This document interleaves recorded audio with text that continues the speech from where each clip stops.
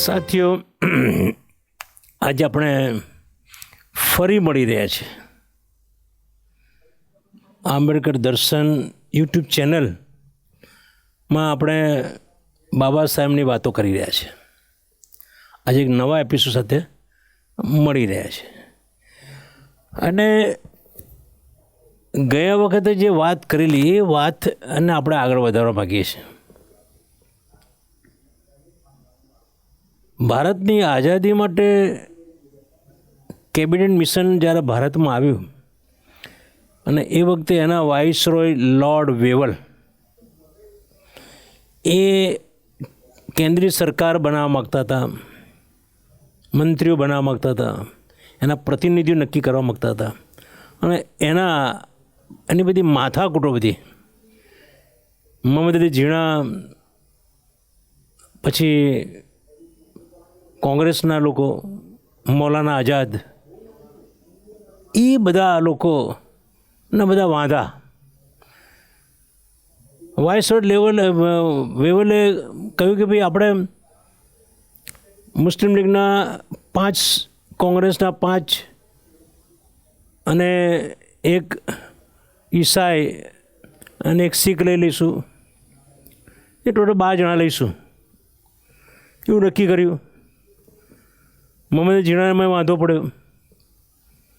એમને કે ભાઈ મારા હું આને સાથે સંમત નથી, આ ફોર્મ્યુલા સાથે સંમત નથી કહું, એનો વાંધો પડ્યો. તો બીજી બાજુ મૌલાના આઝાદને વાંધો પડ્યો. ભાઈ મુસ્લિમ લીગના 5 પ્રતિનિધિઓ કેવી રીતે આપવાના? મુસ્લિમોની વસ્તી કેટલી ભારતમાં? કે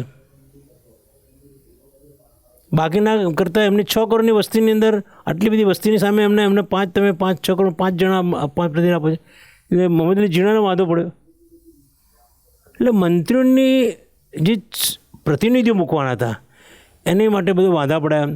બધા લોકો કોઈ કે ભાઈ 12 સભ્યો રાખવા, આ કારણ કે સંખ્યા 5 કોંગ્રેસના, 5 મુસ્લિમ લીગના, પછી બીજા બધા લેવાના શીખના, ઈસાઈના.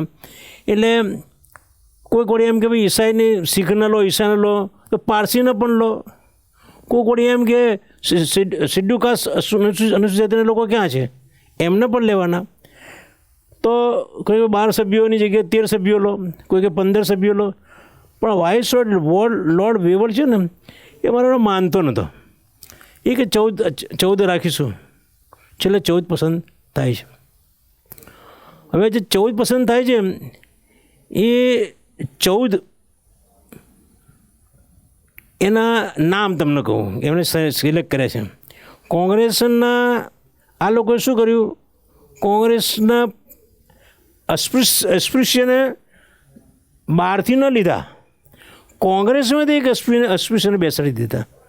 મિસ્ટર જગજીવન રામ અસ્પૃશ્ય તરીકે બેસાડી દીધા. એટલે કોંગ્રેસના એ રીતે 6 સભ્યો: પંડિત જવાહરલાલ નહેરુ, ચક્રવર્તી રાજગોપાલાચારી, ડૉક્ટર રાજેન્દ્ર પ્રસાદ, સરદાર વલ્લભભાઈ પટેલ, H.K. મહેતા અને જગજીવન રામ. આ 6 જણા લીધા. એમાં પછી મુસ્લિમ લીગે પણ પોતાના માણસો લીધા. એમના 5 સભ્યો: મિસ્ટર S.A. ઝીણા હતા એ, અબ્બાસ નિસાર નાઝીમુદ્દીન, નવાબ જદા લિયાકત અલી ખાન, નવાબ ઇસ્માઇલ ખાન, સરદાર અબ્દુલ રબ નિસ્વાર. આ બધા લોકોને લીધા. અલ્પસંખ્યામાં પછી બીજા જે લેવાના હતા, બીજા 3, એમાં સર N.P. એન્જિનિયર એ પારસી સમાજમાંથી લીધા, ડૉક્ટર જોન મેથાઈ ક્રિશ્ચનમાંથી લીધા, અને સરદાર બળદેવસિંહ એ શીખ સમાજમાંથી લીધા. આમાં અસ્પૃશ્યને અલગ લીધા નહીં. એ લોકોને ખબર હતી કે બાબા સાહેબનું શેડ્યુલ કાસ્ટ ફેડરેશન છે અને બાબા સાહેબ આ બધાની જોડે કામ કરી રહ્યા છે, લડી રહ્યા છે, સમાજની અંદર એક સમાજને સમાન અધિકાર આપવા માટે લડી રહ્યા છે. અને અસ્પૃશ્યની પ્રતિનિધિ જ છે પોતે. શેડ્યુલ કાસ્ટ ફેડરેશન અસ્પૃશ્યનું પ્રતિનિધિત્વ છે. પણ કોંગ્રેસે જગજીવન રામને અસ્પૃશ્ય તરીકે લઈને કોંગ્રેસના એક વધારાના સભ્ય, 6 સભ્ય તરીકે લીધા. એટલે અસ્પૃશ્ય સમાજના સભ્યને આમાં લીધા. એટલે બધા લોકો ચારે બાજુ વિરોધ થયો. બાબા સાહેબ વિરોધ કરે તો સહજ વસ્તુ છે, પણ અસ્પૃશ્ય સમાજમાંથી વાઇસરોયને, આઝાદને મોહમ્મદ અલી જીણાના આ બધા લોકોએ વિરોધ કર્યો કે ભાઈ કેમ તમે આ અસ્પૃશ્ય સમાજમાંથી કોને લીધા નહીં, શેડ્યુલ કાસ્ટ ફેડરેશન કેમ લીધા નહીં. એટલે વાઇસરોય એમ કહે છે કે અસ્પૃશ્ય સમાજ એ હિન્દુ ધર્મનો અથવા હિન્દુ સમાજનો ભાગ છે, એનો ભાગ છે. એટલે અમે એના અલગ લીધા નથી. એટલે તમે જો કોંગ્રેસના જે સભ્યો તે બધા હિન્દુઓ તેવો સાબિત થાય છે આમાંથી. અમે સાબિત શું થાય, કોંગ્રેસી લોકો હિન્દુઓ તેવું સાબિત થાય છે, મુસ્લિમ લીગ એ મુસ્લિમ છે એવું સાબિત થાય છે, અને બાકીના બીજા ધર્મવાળા. એટલે આમ સીધું ચિત્ર થઈ ગયું કે કોંગ્રેસ એ હિન્દુઓનું પ્રતિનિધિત્વ કરે છે, મુસ્લિમ લીગ મુસ્લિમોનું પ્રતિનિધિત્વ કરે છે, બરાબર. સર એનપી એન્જિનિયર એ પારસીનું પ્રતિનિધિત્વ કરે છે, એ જ્હોન મથાઈ ક્રિશ્ચનનું પ્રતિનિધિત્વ કરે છે, સરદાર બળદેવસિંહ એ શીખોનું પ્રતિનિધિત્વ કરે છે. એટલે તમે જુઓ કે ચોખ્ખું ચિત્ર થઈ ગયું. પણ આમાં જગની નામે કોંગ્રેસ હતા, એટલે એ હિન્દુ તરીકે આ બધા હિન્દુના લિસ્ટમાં હતા. એટલે વાઇસરોયે કહ્યું કે ભાઈ અસ્પૃશ્ય સમાજ એ હિન્દુ સમાજનો ભાગ છે, એમને આ જગજીવનરામ અસ્પૃશ્ય સમાજમાંથી લેવા નહોતા. અંગ્રેજો પણ બાબા સાહેબને ગણકારતા નહોતા. અને આવું એમ નહીં, મૌલાના આઝાદ પણ એમ કહેતા હતા કે આ અસ્પૃશ્ય લોકો હિન્દુ સમાજનો ભાગ છે. ખાલી 2 જણા વિરોધ કરતા હતા. એક મોહમ્મદ અલી જીણા એમ કહેતા હતા અસ્પૃશ્ય સમાજ હિન્દુ સમાજનો, હિન્દુ ધર્મનો કે હિન્દુ સમાજનો ભાગ નથી. બાબા સાહેબ આંબેડકર પણ કહેતા હતા કે અલ્પસંખ્યક અસ્પૃશ્ય સમાજ એ હિન્દુ સમાજનો, હિન્દુ ધર્મનો ભાગ નથી, બરાબર. તો તમે જુઓ કે આ મંત્રીમંડળ બનાવવાનું હતું 14 જણનું, એમાં પણ અસ્પૃશ્યનો અન્યાય કરી બેઠા, બરાબર. વાઇસરોય, હવે મૌલાના આઝાદ, મોહમ્મદ જીણા, બરાબર, બાબા સાહેબને કોઈ ગણકાર નહોતું. કેબિનેટ મિશને અસ્પૃશ્યની કોઈ ચિંતા ના કરી. જગજીવનરામ અસ્પૃશ્યનું પ્રતિનિધિત્વ કેવી રીતે કરી શકે? એ તો કોંગ્રેસ હતા. કોંગ્રેસના કહેવાથી એ કામ કરનાર એમના કોંગ્રેસના માણસ હતા. એટલે કોંગ્રેસ કયા પ્રમાણે કરે? ને કોંગ્રેસે હિન્દુઓનું પ્રતિનિધિત્વ કરતી હતી, અસ્પૃશ્યનું પ્રતિનિધિત્વ એમાં નહોતું. એટલે બાબા સાહેબે અને શેડ્યુલ કાસ્ટ ફેડરેશને જબરજસ્ત વિરોધ કર્યો. કેબિનેટ મિશનને કહ્યું કે તમને અસ્પૃશ્યની ચિંતા નથી, અસ્પૃશ્યની સલામતીની પણ ચિંતા નથી. તમે ઈસાઈને લઈ શકો છો, શીખને લઈ શકો છો, પારસીને લઈ શકો છો, અસ્પૃશ્યને તમે લેતા નથી. એમણે કહ્યું કે હવે તમારે રોડ ઉપર આવવું પડશે, તમારા સામે આંદોલન કરવા માટે રોડ ઉપર આવવું પડશે, અને આપણો સંઘર્ષ થશે, તમારી સામે અમારો સંઘર્ષ થશે. આ વાત કોણે કરી? Schedule caste federation, Baba Saheb Ambedkar. વાઇસરોયને ધમકી આપી, વાઇસરોય લોર્ડ વેવલને ધમકી આપી. અને મોહમ્મદ અલી જીણાએ પણ કહ્યું જાહેરમાં કે અસ્પૃશ્ય સમાજનું અહીં કોઈ સ્થાન આપવામાં નથી આવ્યું, અસ્પૃશ્ય સમાજને સ્થાન આપવામાં આવ્યું નથી, બરાબર. એટલે મોહમ્મદ અલી જીણા પણ આવી વાત કરી. તમે જો કે આ આખું ચિત્ર તમે જો, હું મારા આ બધું કહેવાનું કેમ જરૂર પડે છે કે વર્ષોથી અસ્પૃશ્ય સમાજનો અન્યાય થતો આવ્યો છે. અને ભારત દેશમાં અસ્પૃશ્ય લોકો કંઈ બહારથી આવેલા નથી, આ દેશના પાયાના મૂળ નિવાસી લોકો છે. એમને કેવી રીતે અન્યાય કરી શકાય? બાબા સાહેબ જેવા વ્યક્તિ, મેઘાવી વ્યક્તિ એમની આજુબાજુ છે, એમની વચ્ચે છે, એમની જોડે ચર્ચાઓ કરે છે. બાબા સાહેબે તો કેટલી બધી 5 દિવસ સુધી ઇંગ્લેન્ડમાં જઈને બધી વાતો કરી છે અસ્પૃશ્ય સમાજ માટે. છતાં વાઇસરોય લોર્ડ વેવલ એ શેડ્યુલ કાસ્ટ ફેડરેશનને એક પણ પ્રતિનિધિ એમનો લેવામાં આવ્યો નહીં. અને આ ઝઘડો ચાલુ રહ્યો. અને ચાલુ ઝઘડો મૂકીને વાઇસરોય એનું કેબિનેટ મિશન લઈને લંડન પરત પહોંચી જાય છે. 30/6/46 દિવસે, 30 જૂન 1946 દિવસે કેબિનેટ મિશન આ બધા ઝઘડાઓ, આ બધી માથાકૂટોની વચ્ચે એ લંડન પહોંચી જાય છે. લંડન પહોંચી જાય એટલા માટે જાય છે કે હવે એમ થયું કે આપણે આ પ્રતિનિધિઓ નિમી દીધા છે, 14 મંત્રીઓની સરકાર છે, બરાબર, અને મંત્રીઓ હવે જે કંઈ કરવાનું કરશે, એમનું બંધારણ બનાવશે અને પછી દેશને સ્વતંત્રતા આપીશું. આ એક લક્ષ્ય સાથે કેબિનેટ મિશન એ પરત લંડન પહોંચી જાય છે 30/6/1946. અને જેવી રીતે આપણે ત્યાં સંસદ છે ને, સંસદ છે આપણે ત્યાં, પાર્લામેન્ટ છે, એવી રીતે ઇંગ્લેન્ડમાં હાઉસ ઓફ કોમન્સ છે. અને હાઉસ ઓફ કોમન્સની અંદર સર સ્ટેફર્ડ કિપ્સે બહુ અન્યાય કર્યો છે આપણને. બાબા સાહેબને અન્યાય કર્યો છે એમને. બાબા સાહેબને સર સ્ટીફર્ડ કિપ્સે એમ કહ્યું કે તમે આ મજૂરોનું સંગઠન બનાવ્યું છે લેબર પાર્ટી, સ્વતંત્ર લેબર પાર્ટી એ બનાવી છે, એમાં તમે ક્યાં છો કે? એટલે બાબા સાહેબે અસ્પૃશ્યના પ્રતિનિધિત્વ માટે, એમના પ્રતિનિધિઓ માટે એમનું શેડ્યુલ કાસ્ટ ફેડરેશન બનાવવું પડ્યું. લેબર પાર્ટી હતી તો બહુ જ ઘણા લોકો ચૂંટાઈ ગયેલા છે ઇલેક્શનની અંદર. શેડ્યુલ કાસ્ટ ફેડરેશનની ચૂંટણીમાં શેડ્યુલ કાસ્ટ ફેડરેશનમાં બધા જ મોટા ભાગના હારી ગયેલા. એટલે એ જે ડખો પહોંચવાનું આ ઘુસાડવાનું બાબા સાહેબના મગજમાં ઘુસાડ્યું. હા, બાબા સાહેબ એવું કહી શક્યા હોત કે ભાઈ આ જે લેબર પાર્ટી છે, સ્વતંત્ર labour party, independent labour party, એ અમારી જ છે. આ મજૂરો સ્વતંત્ર લેબર અમે કરીએ છીએ, અમારી પાર્ટી છે, તમે સમજી લો, શેડ્યુલ કાસ્ટની પાર્ટી સમજી લો. એમ રાખ્યું હોત તો લેબર પાર્ટીના કારણે જે લોકો શેડ્યુલ કાસ્ટ નથી અને લેબર કરે છે એ લોકોનો પણ સહકાર મળી શક્યો હોત.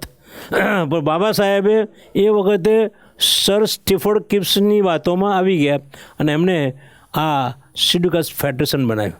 અને શેડ્યુલ કાસ્ટ ફેડરેશન બનાવ્યું એટલે સીધી સાદી વાત છે કે શેડ્યુલ કાસ્ટનું પ્રતિનિધિત્વ કરતા હોય એટલે શેડ્યુલ કાસ્ટના લોકો જ વોટ આપે. એટલે શેડ્યુલ કાસ્ટની વસ્તી ભારતની અંદર 14-15% વસ્તી હોય અને ગુજરાતમાં 7% વસ્તી, પછી એમાં પ્રતિનિધિ ચૂંટાઈ કેવી રીતે ચૂંટી કેવી શકાય?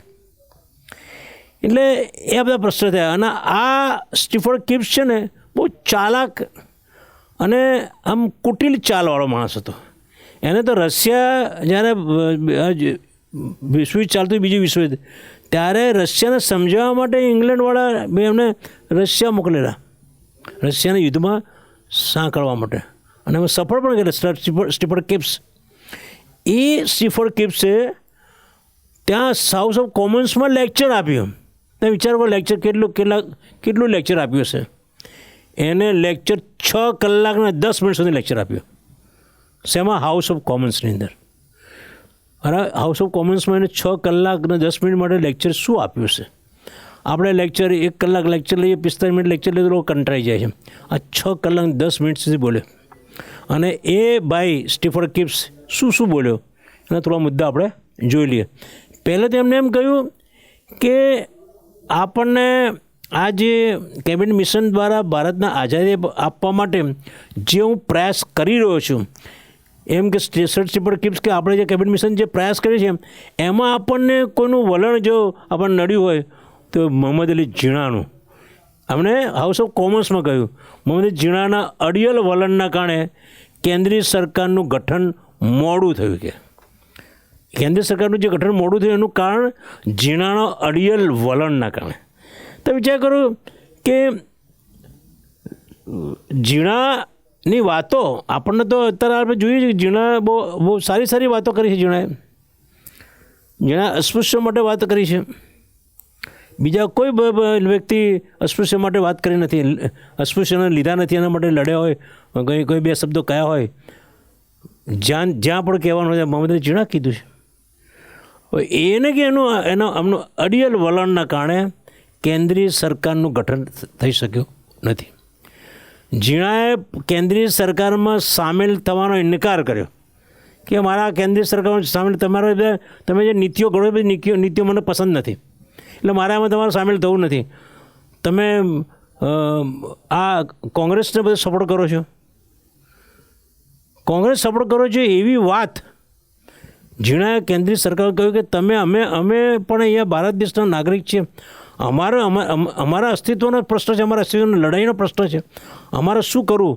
અત્યારે અમારી જોડે આવી જે માથાકૂટ થાય છે તો તમે જતા રહ્યા ભાઈ શું થશે? અત્યારે અમારા બધા હિત માટે તમારે વાત કરી પણ.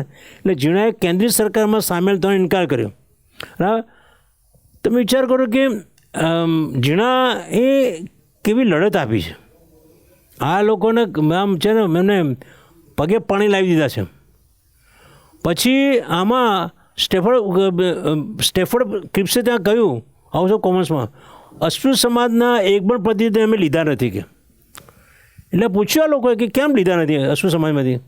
એટલે કે પુના કરાર થયા પછી પુના કરારના કારણે જે કંઈ થયું છે એના અનુસંધાનમાં બાબા સાહેબ આંબેડકર દ્વારા શિડ્યુલ કાસ્ટ ફેડરેશન બનાવવામાં આવ્યું. અને શિડ્યુલ કાસ્ટ ફેડરેશનમાં જ્યાં જ્યાં શિડ્યુલ કાસ્ટના એટલે અસ્પૃશ્ય સમાજના લોકો ઊભા રહે છે એ બધા હારી ગયા છે.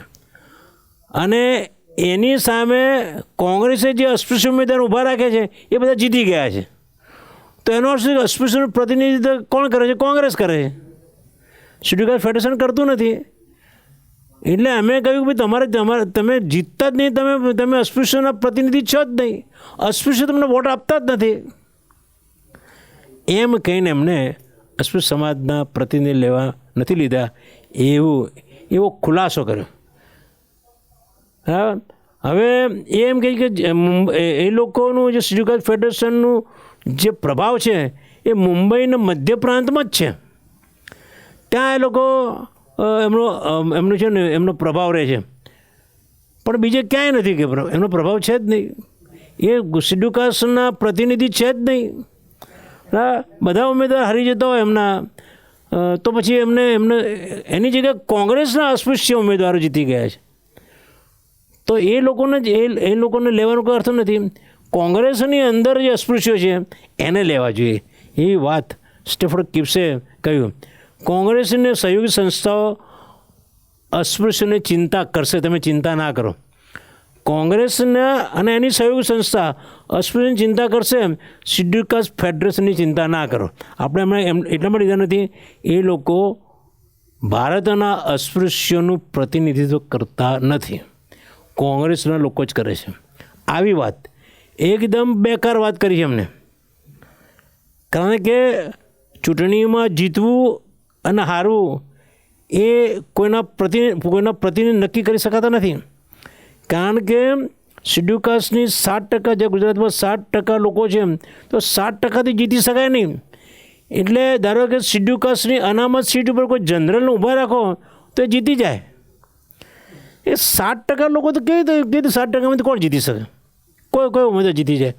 બાકીના 3% તો પેલા બિન શિડ્યુલ કાસ્ટ લોકો છે, એ લોકો ધારે એને ચૂંટી શકે એમની બહુમતી હોવાના કારણે.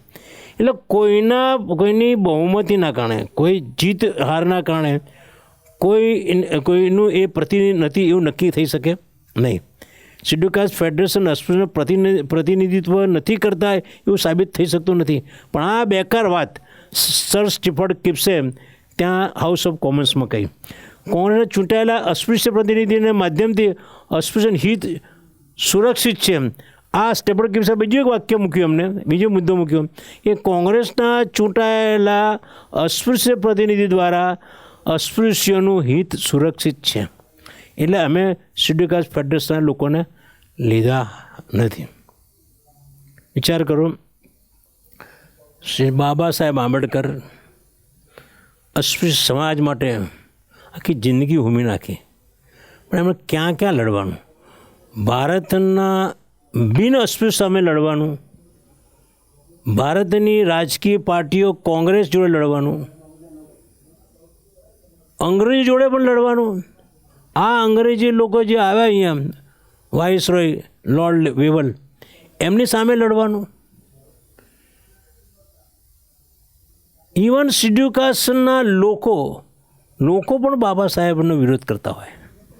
અંદર લડવાનું, બારે લડવાનું, એની બારે લડવાનું, કેટલાય સર્કલો ક્રોસ કરવા પડે તમારે સમાજના હિત માટે.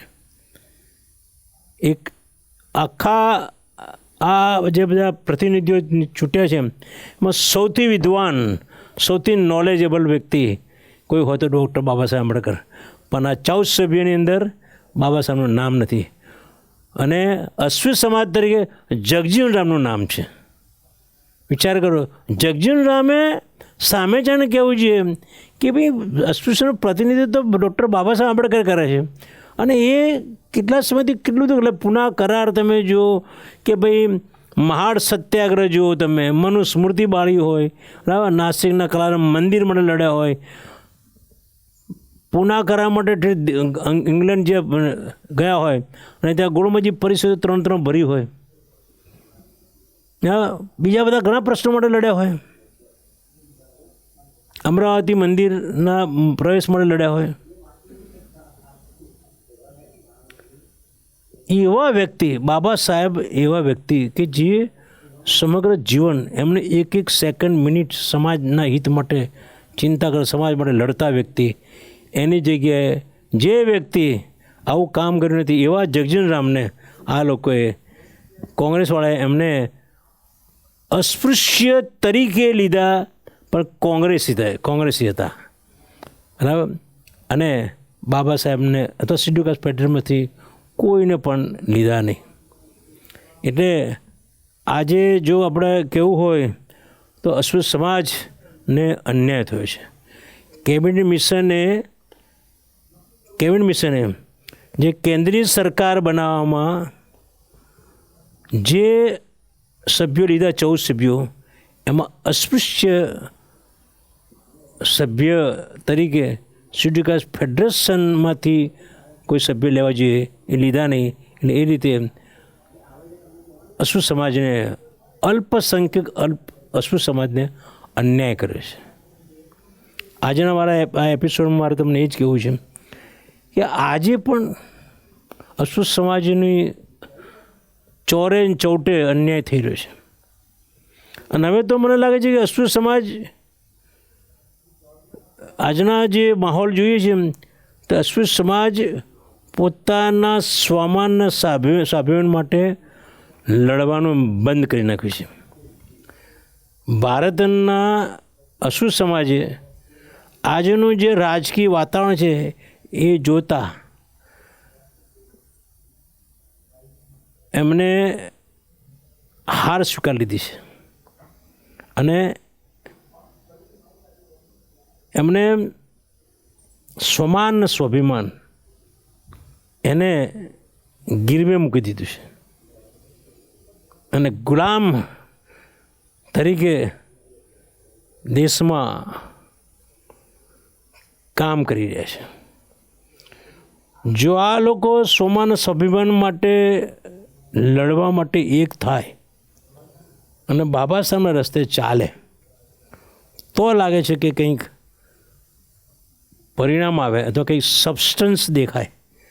પણ આજે બાબા સાહેબને આટલી બધી તકલીફ પડી છે, અંગ્રેજો સામે, કોંગ્રેસ સામે, મુસ્લિમ લીગ તો અમને સપોર્ટ કરતું હતું અને ત્યારે લડતા હતા. અને એ માટે કે મારે આવનારી પેઢી છે ને એ પોતાના સ્વમાનના સભ્યો માટે લડશે, ગુલામ નહીં થઈ જાય.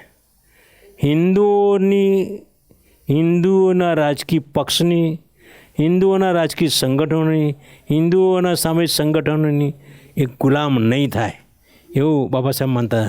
આજે ચિત્ર એવું બની ગયું છે કે દલિત સમાજ, અસ્પૃશ્ય સમાજના જે ક્રીમ વર્ગ છે, જે હાઈલી ઇન્ટેલેક્ચ્યુઅલ વર્ગ છે, એથી માંડીને નીચે સુધી બધા લોકો હિન્દુઓના ગુલામ થઈ ગયા છે. Thank you very much.